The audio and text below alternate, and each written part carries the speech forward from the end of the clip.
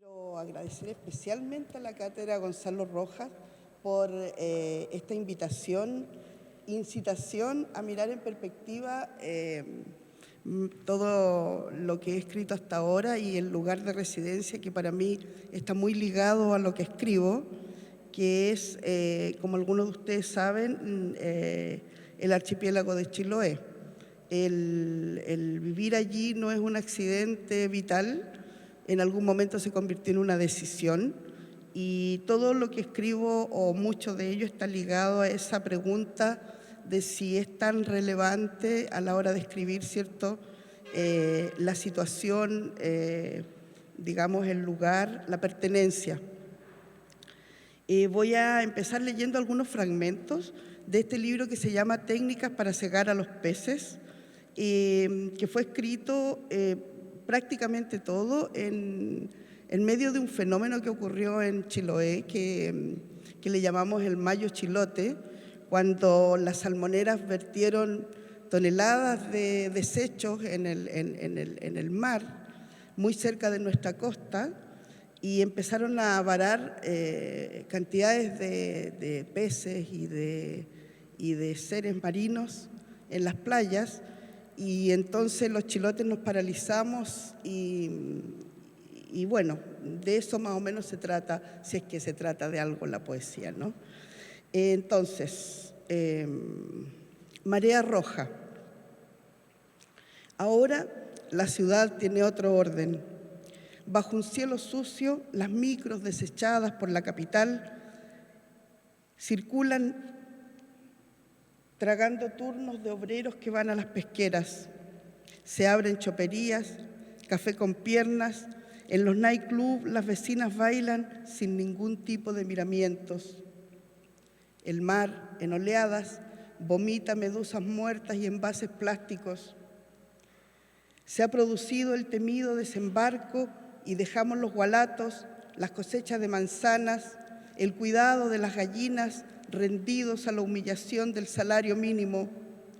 Nuestros muchachos dejaron su escafandra en el fondo del mar y subieron zumbando las cabezas, saltados los ojos o tullidos.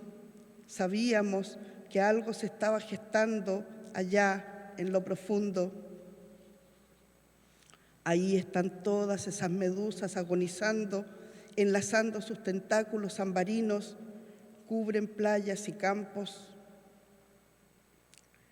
No fuimos dignos de dormir cerca del altar, nuestros mayores sí. Ellos vieron ciudades brillando en las lomas de la isla como ardientes reflejos del deseo, y también un barco que se llevaba a algunos para escarmiento de todos. Una sola noche de fiestas con manjares y excesos. Todo el que volvía estaba viejo y alucinado. Soñaban con remolinos que se tragaban botes y sabían cuándo no era día de pesca, aunque el sol brillara, y que galopan caballos alrededor de la casa del moribundo y se convierte en perro aquel que odia. El año en que florece la quila habla desgracias y los animales sienten cuando alguien arrastra una pena. Supieron los antiguos todas estas cosas y otras muchas que callaban. El silencio está cargado de destellos. En marejadas, el mar sigue vomitando medusas muertas. Ahora, en los veranos, oleadas de calor mantienen los campos en sequedad. Las bestias boquean, hilos de baba gotean desde sus trompas. Desde el aire, el amable aspecto de las islas se reduce a cercados cuadros café, árboles estáticos y tardes de insectos zumbones. La dicha del agua se evaporó en columnas, esa humedad que nos falta. Se termina esta parte de la historia. Nuestros ritos han entrado en fase terminal. Hay barcos de turistas que asisten al espectáculo de la fe y en la explanada, frente a las puertas de la iglesia, ejercen su comercio los desarrapados del continente.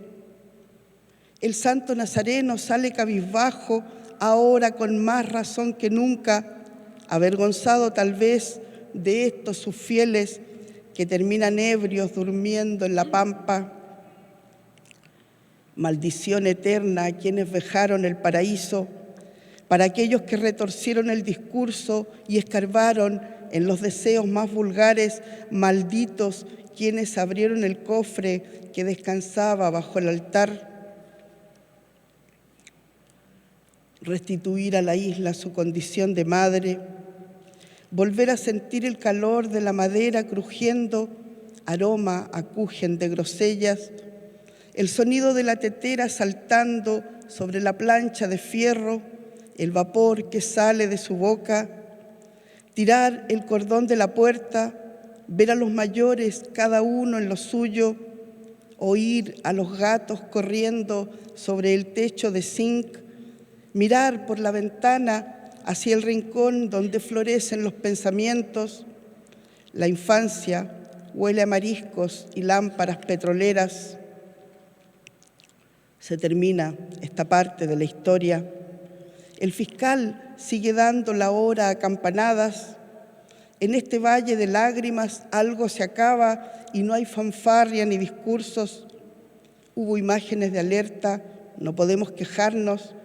Niños corriendo con calaveras en las manos.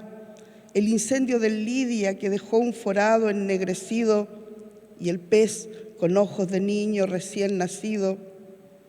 Hace ya tiempo que los dolientes se habían desentendido de sus muertos y que los hijos pusieron en venta las casas de sus padres.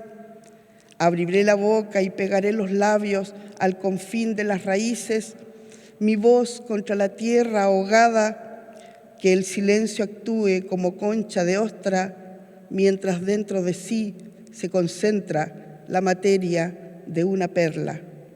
Desde ahora. Eso.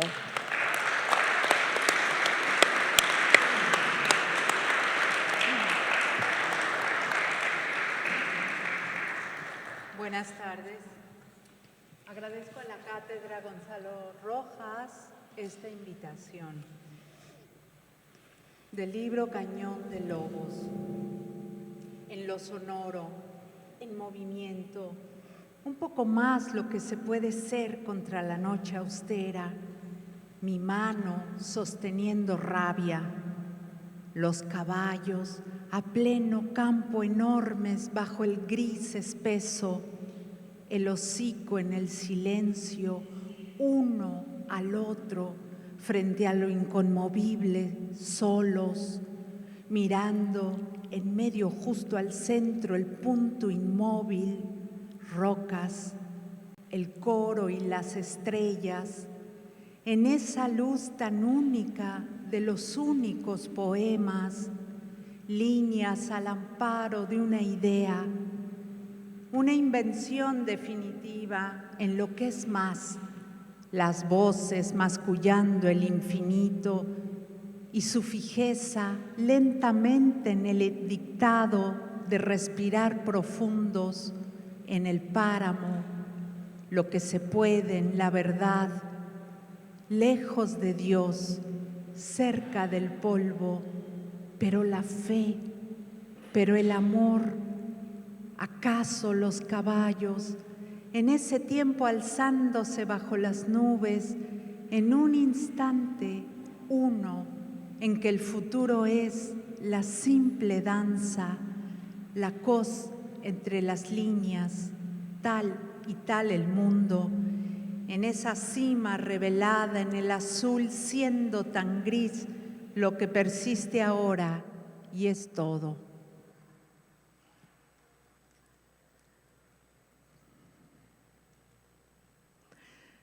Debe haber algo distinto cuando el mar verde ocre se revela, se abre quebradizo y arrojado entre las largas rocas escarpadas, más grises, donde se oye cómo ruge y se sacude, embiste un coletazo, luego otro, infranqueable y siempre ensimismado, en un reclamo que sostiene esta vida que no da, sino la fosa, el grito entre las conchas y la sangre que chorrea oscura de sus valvas en la expresión perdida de cualquiera de nosotros, achatados fácilmente bajo marcas y noticias, crónicas de francos cuerpos calcinados,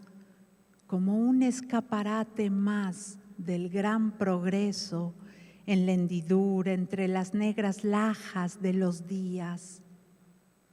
El mar, en su visión, se anuda combativo, se retuerce y sobrevive a todo aquello que no está. Y es como si nada sucediera y fuera siempre igual.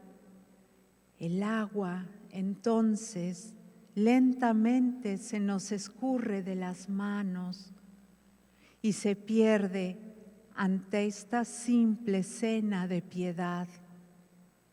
Quizás el mar solo sea fiel a su propia muerte diluida.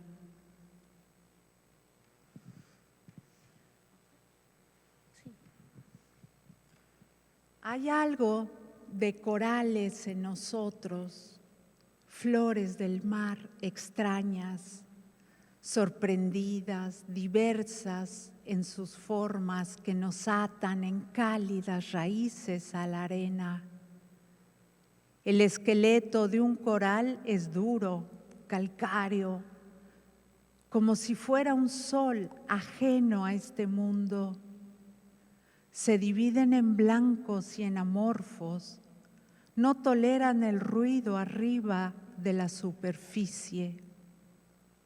Imagino su lengua tubular que demanda siempre lo distinto, el miedo de creerse desmentidos, de sentirse vulnerables a las sustancias del planeta. Un coral es casa, nimbo de las cosas dulces, intención de música en el oscuro fondo de las aguas. A veces los corales se apresuran a sentir que el tiempo es una sospecha. Por eso hablan solos, tal y como lo hacemos nosotros. Gracias.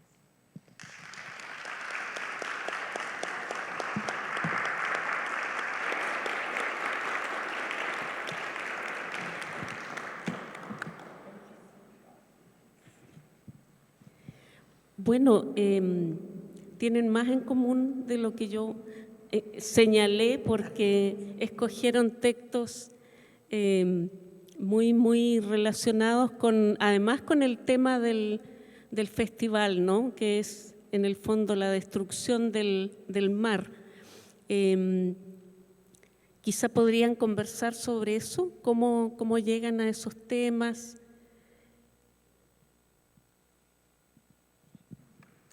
Bueno, a mí me duele mi planeta, me duele el mundo, y crecí en un lugar donde había mucha naturaleza. Estuve en una edad importante, que es entre los 11 y los 13 años. Crecí en un campo con caballos, entonces siempre hay caballos, yeguas, hay muchas víboras en mis poemas. Y también hay mar, porque mi padre viene del mar, del mar Atlántico, y la familia de mi madre del mar Caribe. Entonces son dos mares que se cruzan y se juntan en mi sangre. Y también, como me ha interesado, hice un solo viaje a la selva, que después voy a leer de esos poemas, a la selva lacandona en México. Y bueno, fue muy impresionante esa experiencia para mí, porque entendí que la selva no se apaga, la selva todo el tiempo hace ruido. Y es muy inquietante eso, es muy inquietante estar en un lugar con tanto ruido, con tanta vida, se cae algo e inmediatamente llegan los depredadores y se lo comen. Entonces me daba mucho miedo caerme. Y me pasaron experiencias fuertes que tienen que ver con el miedo que tiene una mujer que vive en la ciudad y llega a la selva y ves cruzar una boa o subes a una ceiba enorme de 25 metros, a una plataforma de observación y ya te quieres ir de ahí porque es un vértigo estar en el techo de la selva también, ¿no? Entonces, es algo muy vivo y también eso a mí como poeta me ha hecho cuestionarme cosas, me ha confrontado con quién soy yo. Y trato de buscar siempre eso en mis poemas, la naturaleza. Comentaba cuando empecé que una de las preguntas recurrentes que tengo es qué tanto peso tiene, ¿cierto?, el espacio donde uno vive, donde ha nacido y donde, en el caso mío, permanezco por convicción también. Esto de una poesía, hacer una poesía situada, una poesía con un lugar de origen y un lugar al que pertenece y con el que participa también de sus males y de sus bienes. Yo aspiro, como muchos de mis compañeros escritores sureños, a que la poesía participa como otro oficio dentro del desarrollo de nuestras comunidades. Es decir, la poesía con un lugar en el devenir, ¿cierto?, en lo que ocurre, que yo siento que, por ejemplo, hoy día, en nuestras transformaciones que están sucediendo en el país, yo creía todavía que la poesía tenía que tener otro papel mucho más importante. Pensaba que era un momento estelar para que la Constitución no hubiera sido hecha, por ejemplo, que hubieran habido unos cuantos poetas entre los constituyentes. Pero porque quiero decir que si hubiese un lugar más importante dentro de nuestros lugares, de nuestras familias, nuestros colegios, los lugares donde vivimos, yo creo que seríamos de verdad mejores. Hay gente que cuestiona eso, pero siento que sí. Éramos también un mejor país cuando había más poesía en las escuelas. Y lo digo en serio, la poesía ha desaparecido de los colegios y el trato entre las personas, la manera de mirar a los demás ha cambiado mucho. No es que sea la única variable, pero yo creo que es una muy importante. Como María, yo también estoy muy ligada a la naturaleza. Nací en Ancud, en la isla grande de Chiloé, pero durante toda mi infancia estuve en lugares más pequeños, en islitas más pequeñas, y hasta los días de hoy los tránsitos que yo por lo menos busco más son en los canales. Todavía estoy haciendo varios proyectos, trabajo yendo a islitas pequeñas en recuperación de memoria, recuperación de relatos, sobre todo de las mujeres, que las islas pequeñas en Chiloé, los chilenos que están aquí saben, pero te lo cuento, que están despobladas prácticamente. Van quedando muchos ancianos, sobre todo mujeres ancianas, y todo lo que fue el motor de nuestra cultura, de la cultura propia que hay en Chiloé, ha estado en franco deterioro y está muy relacionado con la forma de vida que se impuso, ¿no? Una forma de vida que está ligada a una economía, ¿cierto?, a una estructura de pensamiento que empezó a trabajar más con el individualismo y la competencia, que es todo lo contrario a lo que era la esencia de nuestra cultura, que es la solidaridad, el vivir en comunidad. En fin, es un tema muy intenso y por supuesto tiene que ver con que, por ejemplo, el tema de una de las cosas que habla el libro de técnicas para sacar a los peces, como los chilotes siempre vivimos con un pie en el mar y un pie en la tierra. Los palafitos son un buen ejemplo de eso, ¿no?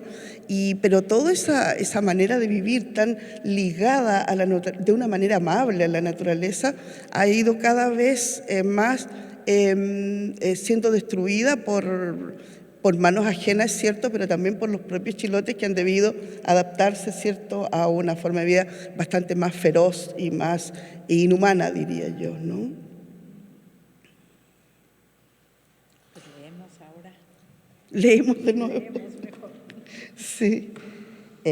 A ver, como un poco más positivo, yo creo que todos lo hemos comentado en nuestras casas, en los grupos de amigos y todo, lo golpeador que fue el tiempo de pandemia y el tema de las cuarentenas y del encerrarse, ¿cierto?, en las casas. Y también que hubo una fiebre de escritura. Yo creo que en todo el mundo aparecieron muchísimos libros respecto de esto, de esta experiencia tan fuerte, ¿no? Yo escribí este libro que se llama La voz de la casa, que en realidad no pretendía ser un libro, sino que fueron unos pocos ejercicios que hice yo. Tiene un subtítulo que es Ejercicios para vivir el confinamiento. Que en lugar de encontrar tremendo y horrorosa la experiencia, fue un poco aceptar que era una oportunidad de irnos hacia adentro y remirar, ¿cierto?, repensar nuestra vida. Yo voy a leer unos 3, 4 textos nomás, no se asusten. Entonces, ejercicios para vivir el confinamiento. Hoja de ruda. Lo primero será armar un escapulario por cada habitante. Tendrá una hoja de ruda en el frente y la palabra clave cosida en el revés. Se colgará del cuello con tiras de lana colorada y no se sacará a la vista hasta que termine el año de la peste. El pan. Lo siguiente es volver a las cocinas, todos, a las fragancias y el hermoso paladar, a la lengua original. Ahí está el niño y su hermana con el volcán de harina, poniendo levadura, esperando que leude mientras la miran fijamente. Los hermanos no pelean y aprenden a hacer el pan.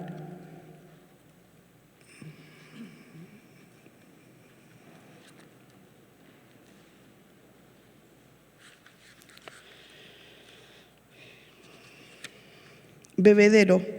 El niño más triste puede hacer un bebedero para pájaros con agüita azucarada para que se asomen con su plumaje tornasol y descansen juntos del intenso aletear. Tenedores. Protegerse como un explorador con linternas, ropa liviana, guantes y salir a buscar objetos perdidos. La casa ha ido tragándose a lo largo de los años calcetines, tazas, manteles, cuadernos de notas, tenedores. ¿Cuántos tenedores? Hacer un mapa y repartirse las rutas de búsqueda. Restos. Prepararse para cuando se pueda salir. Como después de un temporal, hay que ir a la playa y recoger lo que varó. Todos los locos, cochayuyos, piures que se soltaron con las furiosas arremetidas del mar. Recoger todos los restos que nos sirvan para el buen vivir. Porvenir. El porvenir nuestro está allá atrás y bien adentro. Eso.